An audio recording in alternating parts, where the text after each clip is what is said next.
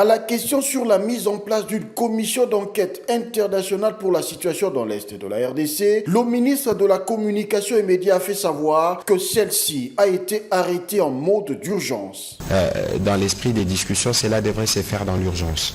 Évidemment, il y a des us et coutumes au sein du Haut Commissariat, mais en tout cas, il est prévu que très rapidement, on parlait de délai d'1 à 2 semaines, constituer cette mission et l'envoyer sur place, parce qu'il faut s'assurer aussi des conditions de sécurité de cette mission, qui doit se rendre à la fois au Nord Kivu, dans les Sud Kivu, pour être en mesure de documenter. La période a été fixée à partir de janvier 2022 jusqu'à ces jours, donc il y a tous ces éléments qui sont importants et qui doivent rentrer en compte, mais le monde entier a compris l'urgence.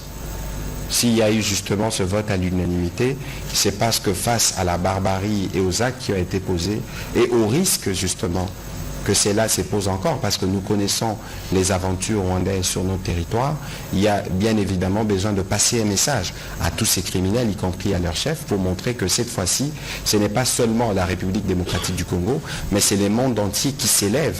Pour ce qui est de la mission d'établissement des faits sur le terrain, Patrick Mouyaya a donné des éléments probants qui aideront la mission du Conseil de droits de l'homme de l'ONU dans leurs tâches. Nous savons par exemple que c'est l'armée rwandaise qui a tiré sur les casques bleus de la MONUSCO, crime de guerre. Nous savons qu'ils ont tiré sur les sites des déplacés, notamment à Roussayo. C'est aussi une autre forme de crime de guerre.